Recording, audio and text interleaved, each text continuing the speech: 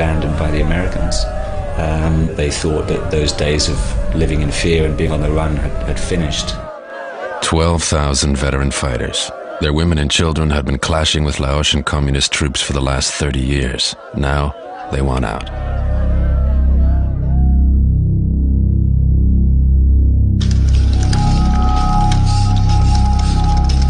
That all we want in Laos is peace, not war. As far as American manpower in Laos is concerned, there are none there at the present time on a combat basis.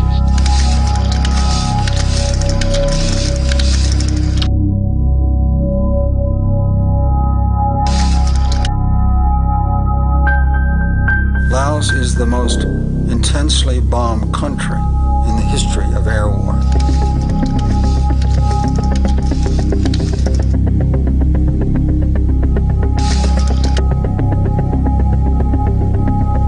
I honestly believe that we're trying to free people. We came from the sky and destroyed everything they owned, everything they loved, everything they held dear.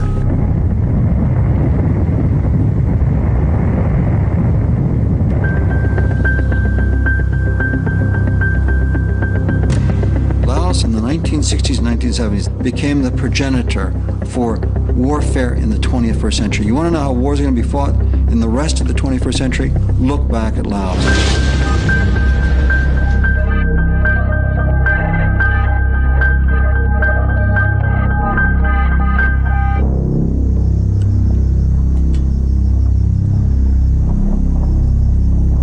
From 1960 to 1975, the CIA ran a clandestine sideshow to the Vietnam War in Laos. Long Cheng, a remote Laotian valley, became the agency's headquarters and the world's busiest airport, but was never marked on any map. Long Cheng was a very secret base, and nobody knew about it. Nobody. Now, I don't even believe Congress knew about it at the time.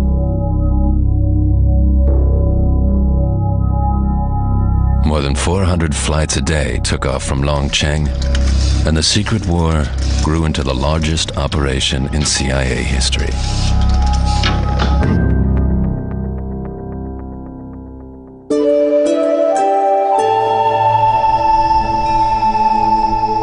For nearly 20 years, the Lao People's Democratic Republic isolated itself from the outside world after the war. All these years, the mountainous country kept its secrets. Laos is the only landlocked country in Southeast Asia. Due to its strategic location, Laos was used as a pawn in the strategic games between neighboring states, and more recently, between world powers. More bombs were dropped on the Plain of Jars in northern Laos than anywhere else on Earth. Before the war, some 50,000 people lived here. Many of them were members of the Hmong people, an ethnic hill tribe. According to ancient local legend, these jars were created by a race of giants who used them to brew rice wine for the celebration of an arduous but victorious battle.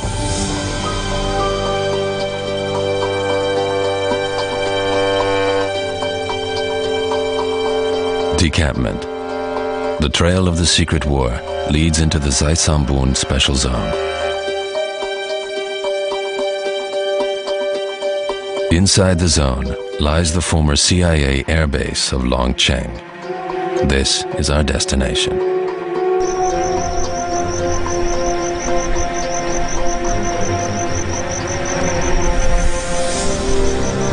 We head now to Zaisambun, the special zone. Why they call special zone? Because it means like the government have to take care special because they have problems with the unorganized terrorism or robber attack the road, and also the government put a lot of armies around, many army camp, you know. I don't know them, but I know their boss. Susat Petrasi is a well-connected man and will take us into Long Cheng. No outsiders have managed to reach the secret base since the end of the war in 1975. We passed the checkpoint unsearched.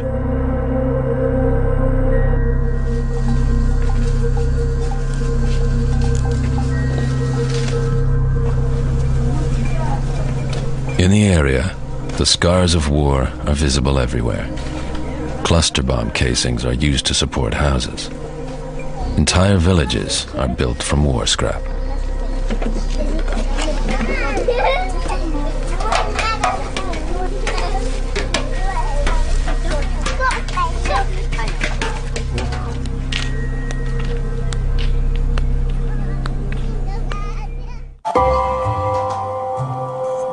Now you're a famous guy. Soon you'll be on the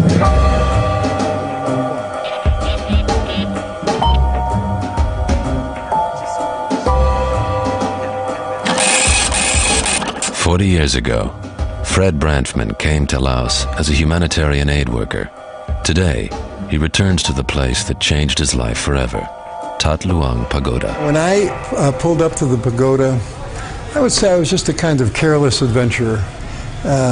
No particular goal in life. I went into that pagoda, I talked to those people, and 1 hour later, I was a completely different person than the fellow who had entered the pagoda.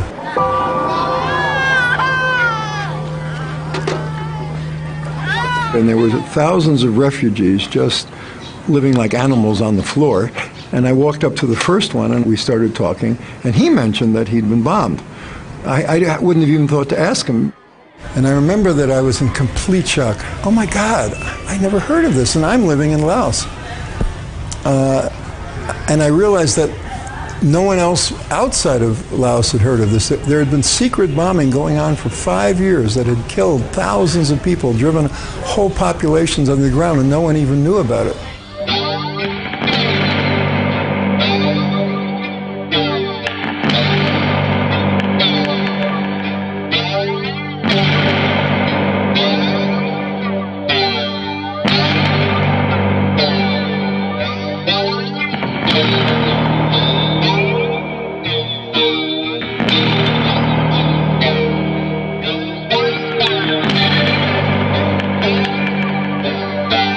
It made me almost crazy because I didn't have a moral framework, a conceptual framework into which this fit.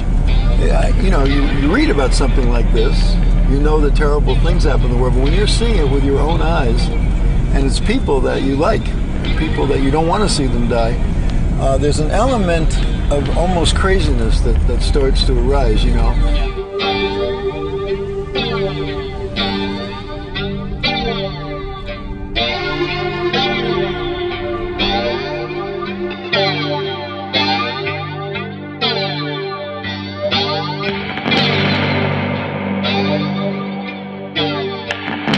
This is the only eyewitness account of the massacres, the mass murder of civilians that occurred on the Plain of Jars as a result of the air war.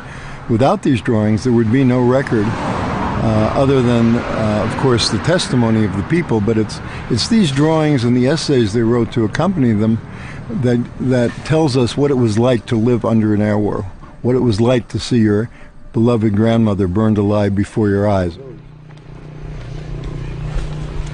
The stories of the refugees touched a nerve in Branfman, and he wanted to learn more about the secret bombing campaign. With his Lao friend Nung, he rode out to this refugee camp almost every day. 30 years later, the camp has turned into a village, and most of the former refugees still live here.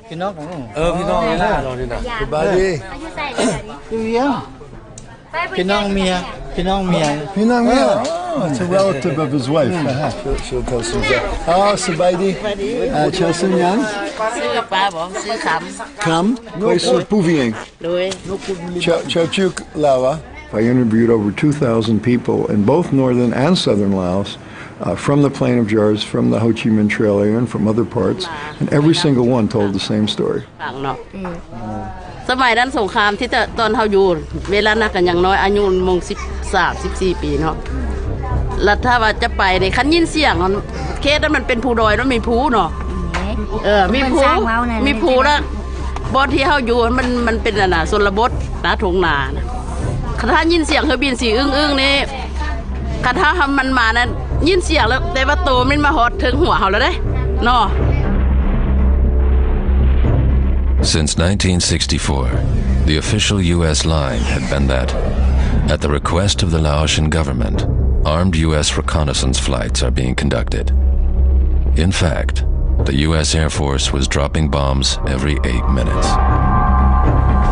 When the fighter bombers couldn't reach their targets over Vietnam, they dumped their bombs on Laos because they couldn't land with bombs on board.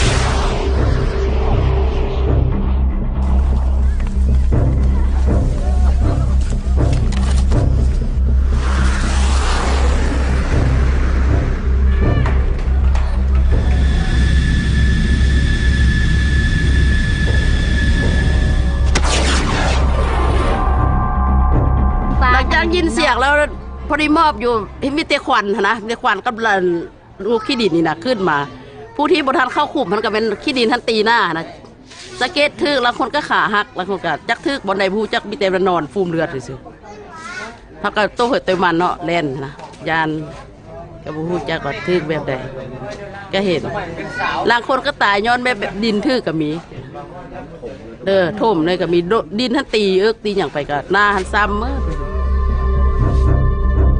In the cave of Tampu, the entire population of a village was killed by a missile. 473 men, women, and children perished.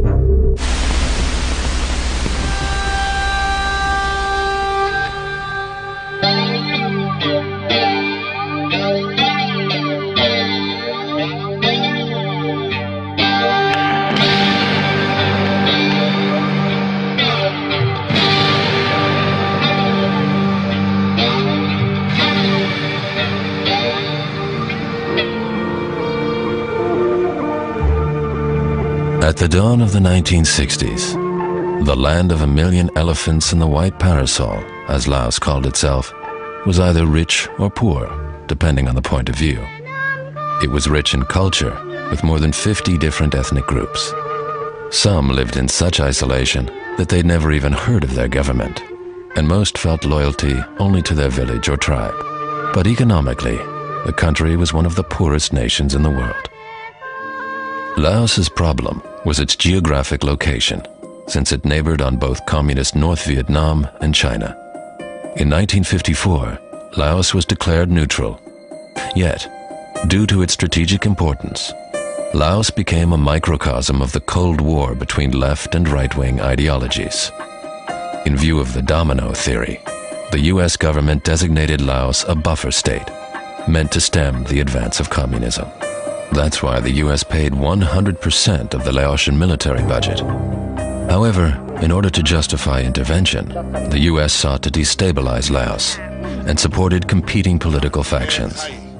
The parliament was divided into 3 factions: pro-American conservatives and neutralists, both supplied with American weapons, and their adversaries, the communist Pathet Lao, who were equipped with Soviet weapons.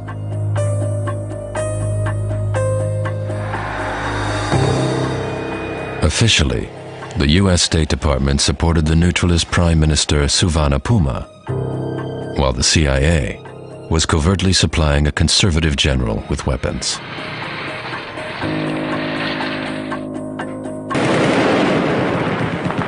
The result was civil war.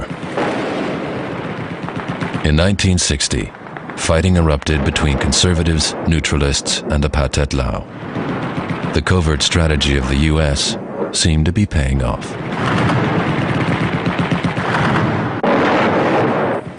The security of all Southeast Asia will be endangered if Laos loses its neutral independence. Its own safety runs with the safety of us all, in real neutrality, observed by all. Publicly, Kennedy agreed with Khrushchev that Laos should not become a theater of war. In Geneva, Laos was declared neutral once again. In 1962, a coalition government of all 3 political parties was formed, and the U.S. withdrew its military advisors.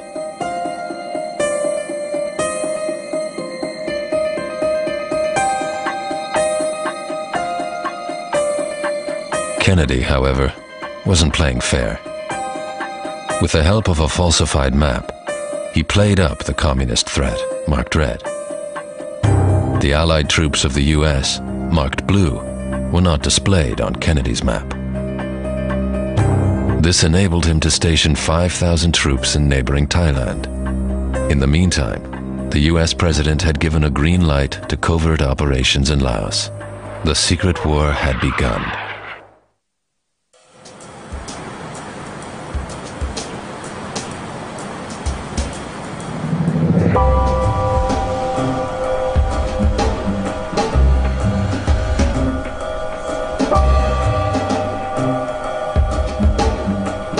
At the American Enterprise Institute, a Republican think tank, we meet James Lilly.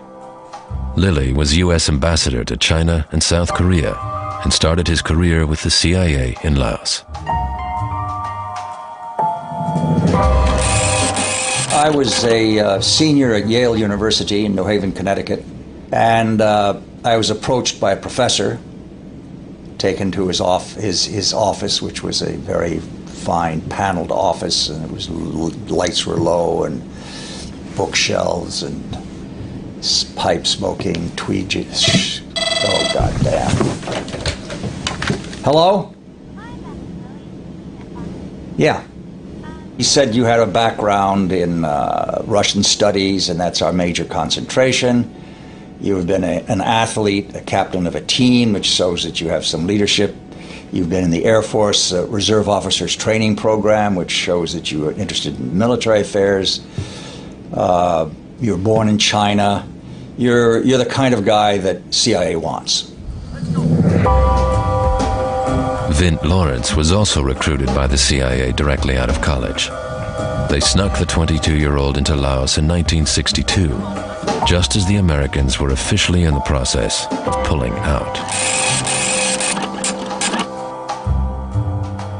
My first impression was that I was extremely lucky. It was exotic. It was all that a young man who had some cloudy images of what the Far East was like should be. It was hot. The women were beautiful.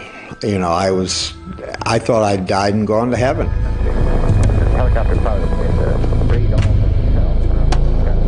So what we were trying to do was find a big open valley where we could get aircraft in and out of, and that was accessible. And Long Chen, at that point, when I first get there, I think I'm one of the first people who go there. It was a beautiful valley full of high grasses, karst formations, and half a dozen people. And that's where we started.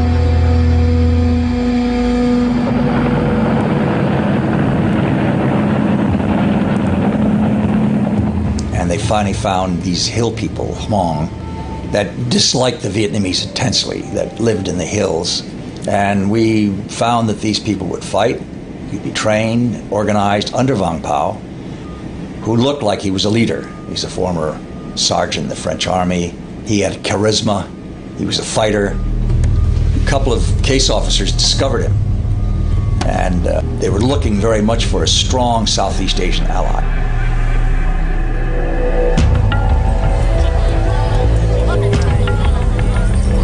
I'll never forget the first time I met VP. They were dragging a defector down toward him. As he walked by, he just pulled out his gun, blew the guy's head off, and kept on walking. And I said, I have to listen to what this guy has to say. The Americans were tolerant of Vang Pao's brutal methods. They needed an ally. Today, Vang Pao is the Hmong leader of 250,000 expatriates living in the USA. His followers affectionately call him the General.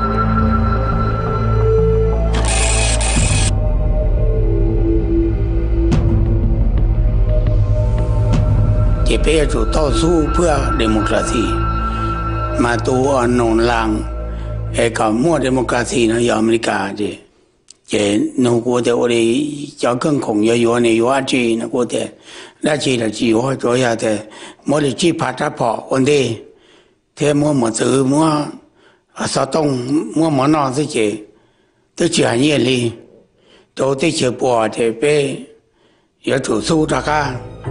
The Hmong mercenaries were trained in Longcheng by one of Thailand's elite military units. We were using Thais. There were just so many Thais you could use as a surrogate for bringing in a lot of Americans. That had great value. It allowed the American effort to work with a very small footprint. The Thai soldiers at the side of Vint Lawrence looked like Laotians, which helped the CIA to circumvent the Geneva Accords. Most Hmong had never seen welded metal, let alone planes. Their medieval culture was about to clash with the space age head-on. Before they knew how to drive, they learned to fly.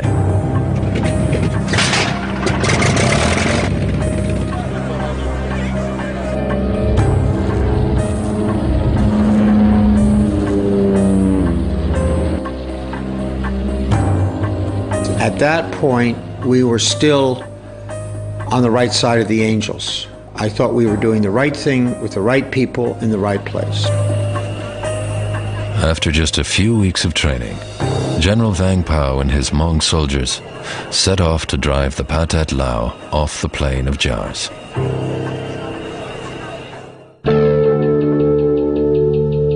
American involvement in the war was kept confidential.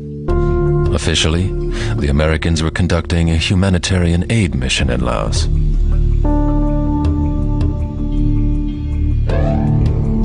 Headquarters of the aid mission was a village called Samtong. Here, U.S. Aid had built a hospital that was featured in many media reports. The seriously sick and wounded come to Samtong, a Sansuk hospital. It replaced the old dispensary, which had bamboo walls and a dirt floor.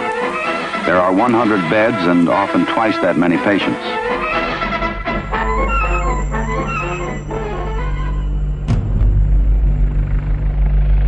The logistics of the aid mission were assigned to a private company, Air America. The pilots were Americans. Originally, we were led to believe that we would be hauling rice and things for USAID, which we did. We had 2 or 3 different customers, and we were told, depending upon where you're sent, they would tell you which customer you would be working for. It didn't take a mental giant, though, to, after you were there about a week, to figure out that this wasn't just hauling refugees.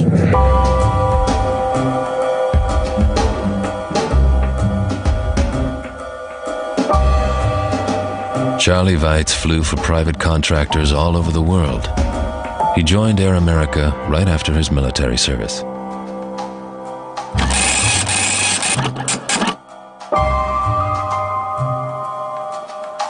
You know, when I was 24, 25, I was looking for adventure. Here I was, a Marine, a pilot, you know, and that was before Vietnam started. And I said, you know, I want to do something with this. I'm tired of the war games. I mean, let's get into it real. And we did. Air America was one of the world's largest commercial airlines, with services all over the Orient.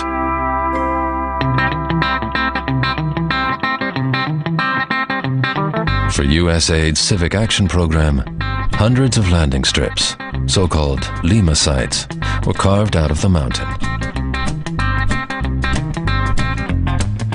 In no time, the U.S. had created the perfect infrastructure to wage war under the pretense of development aid.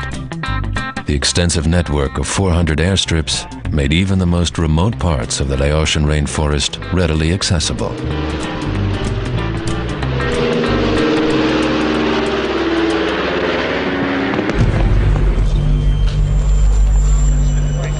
I'm not too sure, quite frankly, in the early days, just who actually knew the whole picture. It was sort of like a need to know to get the job done. Some guys might have gone up and they might have worked for a USAID customer for their first 2 or 3 tours and never got to call hard rice, which was ammunition, or troops.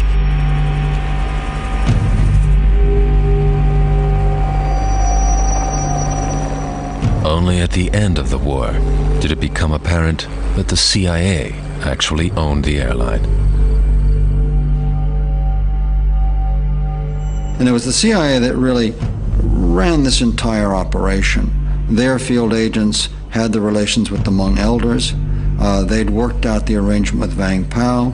It was their airline, Air America, that owned most of the Agile aircraft flying in the mountains, bringing in supplies, extracting recruits for about a 30,000-man militia, a 30,000-man secret army. It was actually called the Armée Clandestine.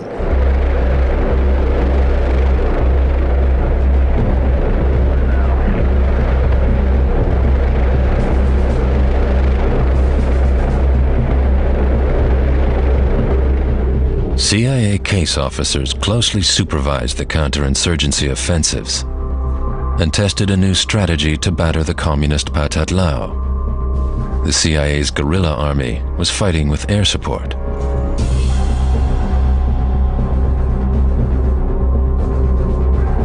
Bombers piloted by Hmong soldiers were called in from Longchang.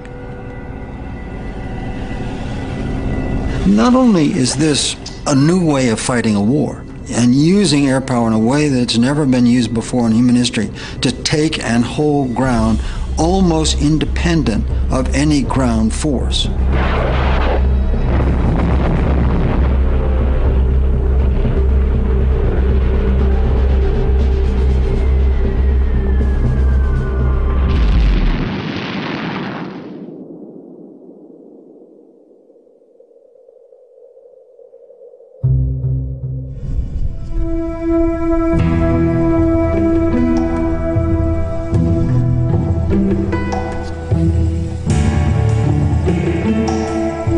คำทำลายแล้วแปลว่าเมื่อเชียงขวางนี่มันบ่มีเฮือนหลังนึงอีซีฟ้าเมื่อเฮือนประชาชนเมื่ออยู่เชียงขวางอยู่ปวงเชียงขวางนี่บ่มีเฮือนจักหลังยังแต่วัดหลังนี้แล้วเรือบินจังมาทำลายสุดท้ายแล้วมันจังเป็นอันนี้จังเพอยู่เป็นอันนี้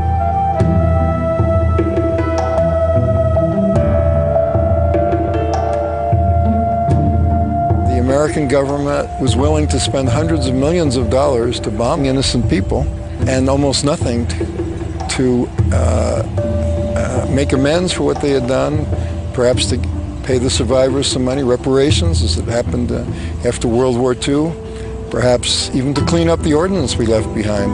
All those thousands and thousands of bombs that are still keeping people today. The United States hasn't cared.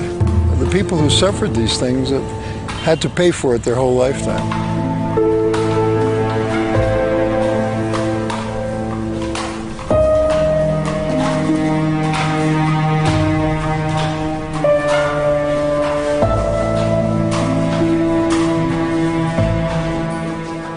Vật vàศาสนานี่ก็คือกันเขาสร้างได้ก็พอปานนั้นแหละอันนี้สร้างได้คือเก่าหรือบ่สร้างได้คือวัดนี่แต่เป็นอันนั้นยังเสียใจในกฎทุกคนก็จีคิดเอาเขาแหละตาลายญาปีวินาสันตุจะเตสัสสะสัยญาสิทธิทานังลาพังสุถิงภาการยังสุขังพลังสิริอายุจาวันโนจาโพคังโอทิสัญญาสวัสสะจาอายุจาสีวาเสถิภาวันตุเตภาวันตุสัพพมังคลังละกันตุสัพพเทวตาสัพพพุทธานุภาเวนะสัทธาสุทิภาวันตุเตภาวันตุสัพพมังคลังละกันตุสัพพเทวตา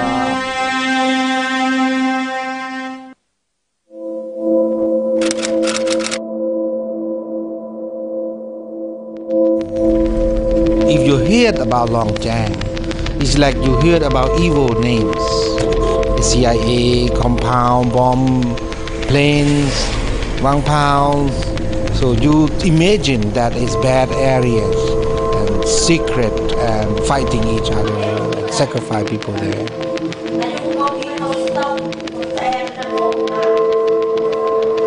Sai Sambun is the provincial capital of the military zone.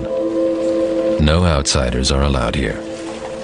Government soldiers patrol the area. Nobody wants to talk on camera about the conflict with the remaining Hmong resistance forces.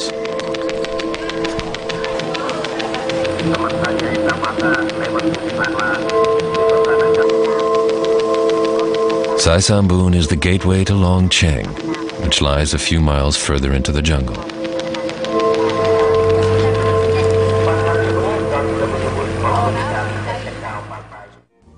Vientiane, the capital of Laos, was nowhere near the battlefields, but America's influence on the country's politics became more and more evident. Laos first does not have an economy. What we did is we subsidized them. And you can see that this could become a license for corruption. And it did. By 1964, the USA had pumped $545 million of foreign aid into Laos. Never before had America invested so much money abroad in a similar project. And it was all done in the name of democracy. If this sounds familiar, we wrote constitutions for them. We got them to have elections for their National Assembly. We tried to get them to elect their officials. And they went through this process. But they didn't really take to democracy. So you have a real problem. You cannot impose the democracy on the country, as we tried to do in Laos, a constitution and an election. Iraq, a constitution, an election.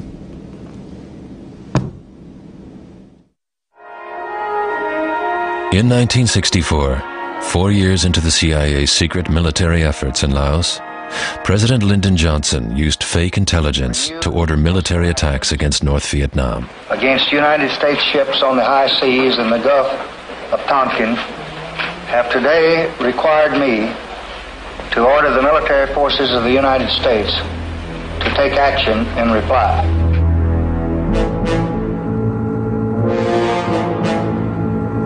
We wish to emphasize we seek no wider war. In 1965, the U.S. introduced combat troops into Vietnam.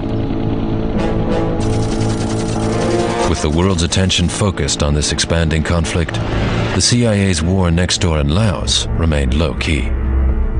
The Vietnam War starts turning the gears of the American war machine in Laos. More than 400 flights a day come into Long Cheng. The secret base became the country's second largest city. More and more soldiers arrived with their families in tow, and more CIA case officers and pilots stayed overnight on their missions upcountry. Yet, the entire city remained classified.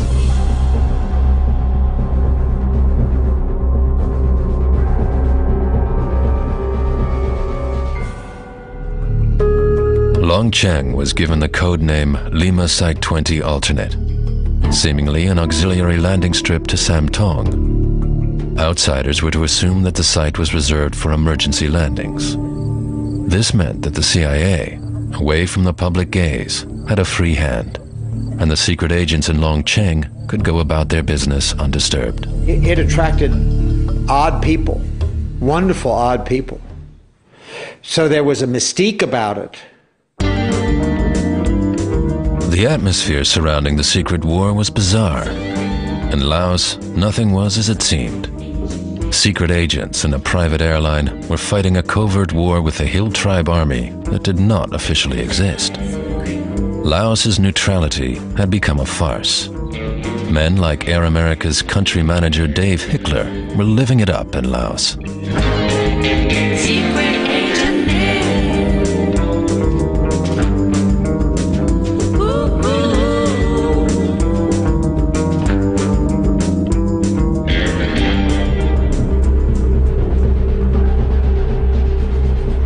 As the war in Vietnam escalated, one major purpose of the operation was now to interrupt the Ho Chi Minh Trail, the supply network of jungle roads and trails built by the North Vietnamese that led through southern parts of Laos. More and more bombing missions were flown to interdict the trail.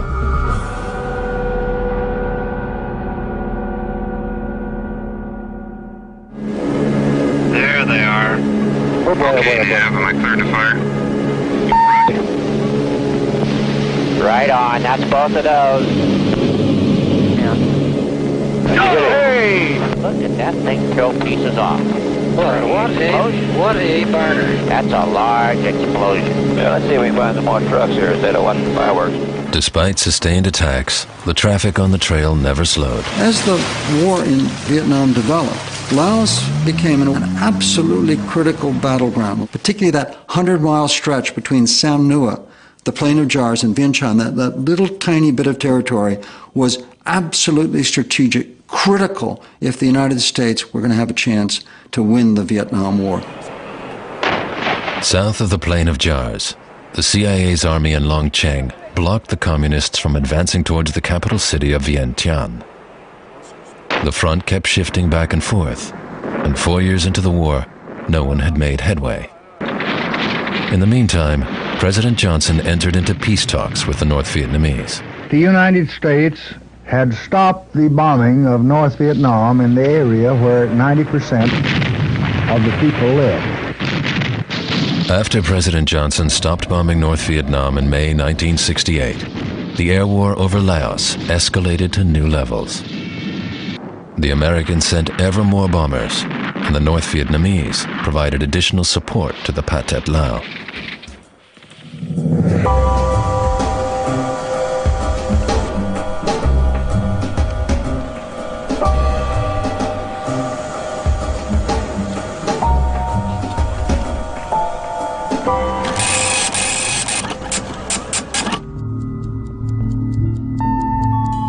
In 1970 and 71, there were reports coming back from South Vietnam about U.S. troops starting to use substantial quantities of heroin. And that's what brought me to Laos. I was on the heroin trail. At that time, more than 30% of American soldiers serving in South Vietnam were addicted to drugs.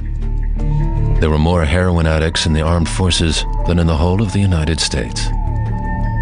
In the Golden Triangle of Laos, Burma, and Thailand, the most powerful men had long been opium dealers.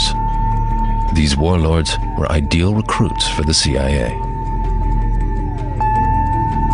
Opium was central to the success of the entire CIA covert operation. Why? Because the CIA worked through a single leader, a single broker. All of its connections among people went through Vang Pao. And Vang Pao's control over these scattered households across the ridges and mountains of northern Laos was made possible by the fact that he controlled the air power out of Long Cheng, the rice into the villages and the opium out of the villages. Alfred McCoy went to a Hmong village aligned to Vang Pao's secret army and learned of a gruesome deal when he talked to the village headman.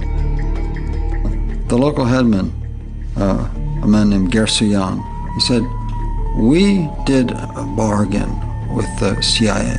We gave them our men, and all we asked is for them to feed us. Now, Vang Pao and his men have asked us for the 14-year-olds. If we send the 14-year-olds, who will be the men to marry the daughters of the village and produce the next generation of children? We'll die as a community." So we said no, and they cut off the rice. But only a few villages could afford to refuse Vang Pao's demands. For the majority of mountain dwellers, there was no way to shield their children from being drafted into the CIA's army. As a result, there weren't enough people left to farm rice. Opium emerged as the only viable source of income.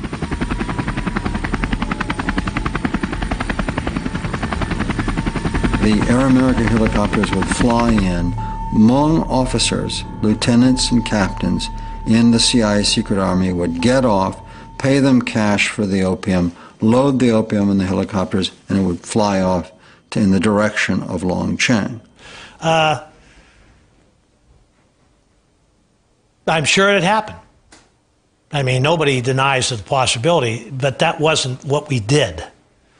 There were certain alliances made in certain areas that within Laos, you would move this guy's marijuana from here to there, but that was as far as it went with us, and that was condoned, I would say.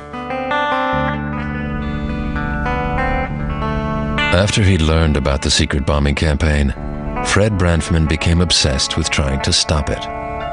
He started to work with journalists to expose U.S. atrocities committed in Laos.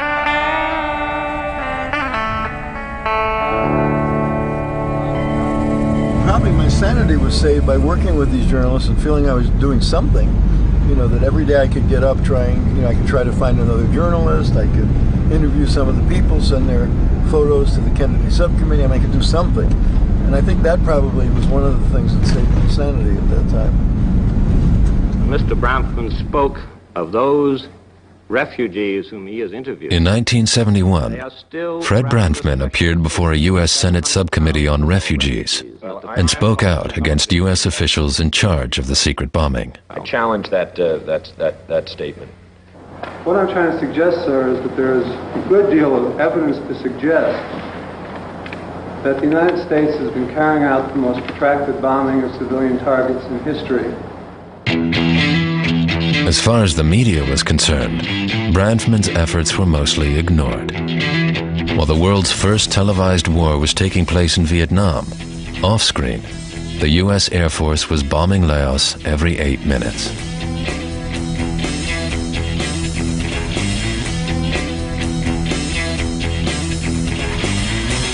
As the veterans returned home, the conflict spilled onto American streets, and the tide of public opinion was turned against the Vietnam War. However, Laos veterans were forced to stay silent, as the executive branch continued to keep Congress in the dark. Whilst in Vietnam, war correspondents went to the front. Reporters who met at the Constellation in the Laotian capital stayed put, and hardly ever challenged the official line of U.S. policy. I was quite shocked, particularly with two particularly well-known journalists. One is Ted Koppel, who later went on to be the chief correspondent on Nightline, and Bernard Kalb, who at the time was a very important correspondent for CBS. I worked for both of them. I took them both out to the refugee camps. They knew that Henry Kissinger had ordered bombing raids that had murdered thousands of innocent people in violation of the Nuremberg Tribunal. Bernard Kalb wrote a biography of Kissinger. You look in the index, there's nothing about Laos, even though he knew that Kissinger had ordered these horrible bombing raids in Laos. Why? Because they were pursuing their careers. It wasn't until 1971 that 3 journalists finally made it to Long Cheng and uncovered the secret base.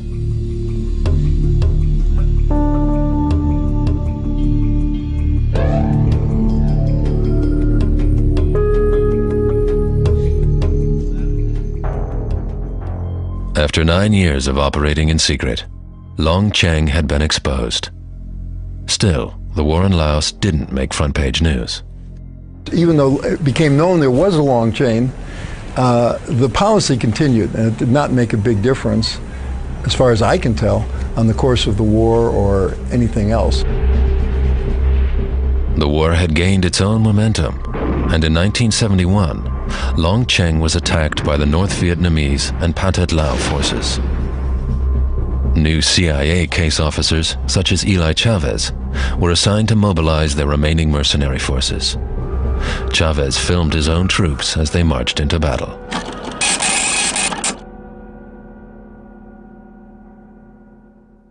I sent them out, and we received a lot of casualties within 5 to 10 minutes.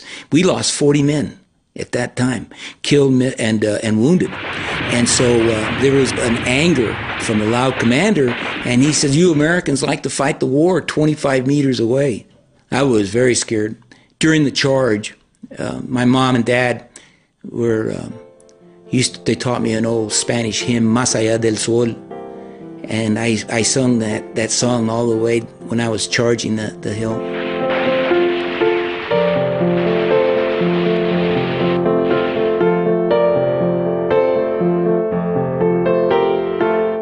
During the take-back of Skyline Ridge, we lost 900 people, killed, missing in action, and also wounded in action. And that totaled out to almost 3 battalions that we lost. And that was all within a week and a half to almost 2 weeks' time. After 11 years of war, all Hmong men of fighting age were dead. And so, the CIA sent thousands of children into battle. Chị không biết tại chị lấy cậu chị với chủ sư. You see, he's not enjoying because he want to study, he want to know more, but the pressure pushed him to do soldier. By now, after years of bombing, the Plain of Jars had ceased to exist. But the biggest bombing in history was yet to come.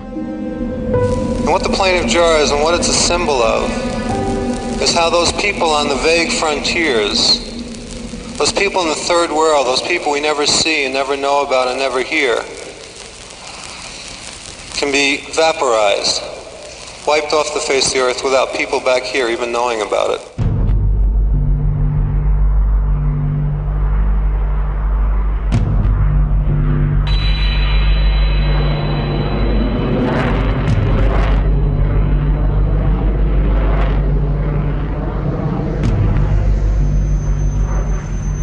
And then they would fly these B-52s in what they considered carpet bombing, arc light strikes.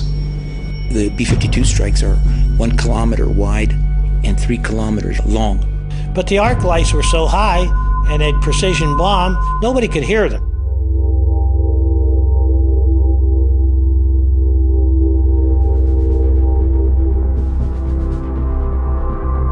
What had started as an air-supported guerrilla war had escalated into an all-out air war. Although the B-52 proved to be the wrong weapon to attack soldiers in the jungle, the war machine continued inexorably. For a period of 9 years, the U.S. Air Force conducted airstrikes every 8 minutes. Any sign of life in enemy area is considered military targets. When it gets down to people in Laos, whatever move was shot at, was bombed, was naped.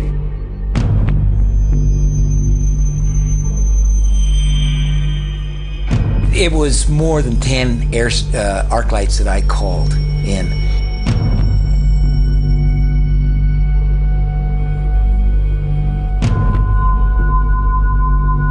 I was sitting on the TACAN pad looking into the valley, and suddenly the whole valley just exploded. It must have been terrifying to anybody that survived it. I mean, the whole valley.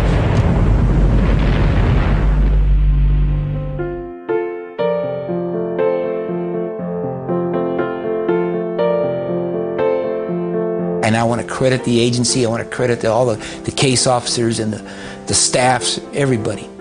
It was a great organization, and I'm very proud of it. For my efforts there, I received the Intelligence Star for Valor, and the citation is just wonderful. It makes me want to cry. The secret war in Laos was the largest air war in human history. The United States dropped more bombs on Laos than it did on Germany and Japan combined during World War II. If the United States is guilty of war crimes in Vietnam, systemic war crimes, where we violate the laws of war as an act of policy by commanders, okay? That war crime was the bombing of northern Laos. We destroyed a civilization. We destroyed a small medieval civilization, the Lao Phung civilization surrounding the Plain of Jars. We wiped it off the face of the planet. We drove tens of thousands of people into becoming refugees. We inflicted, we don't know how many dead. There's no counting. All right, we incinerated, we atomized human remains in this air war, okay? And what happened in the end? We lost.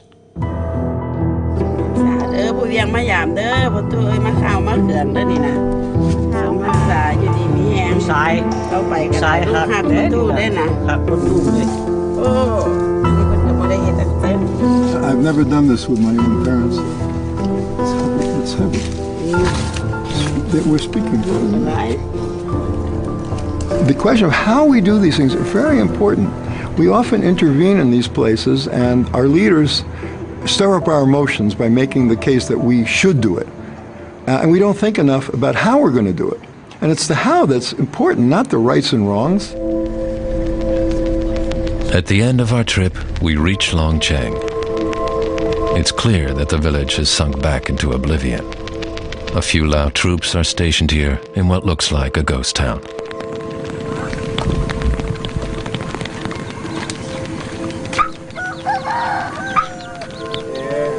In the next future, we will have a new road access to Siang Quang province. It also means that we open Long Cheng accesses, which is tourism attraction in the next future.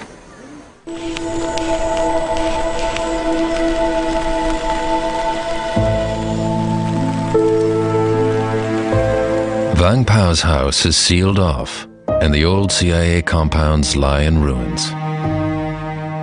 From here, the American vision of a free world brought only death and destruction. Today, Longcheng is a stark reminder of the failure of this vision. In May 1975, 2 weeks after the end of the Vietnam War, the Pathet Lao won, and the CIA evacuated Longcheng. They took 3,000 Hmong with them. Thousands more were left behind to fend for themselves.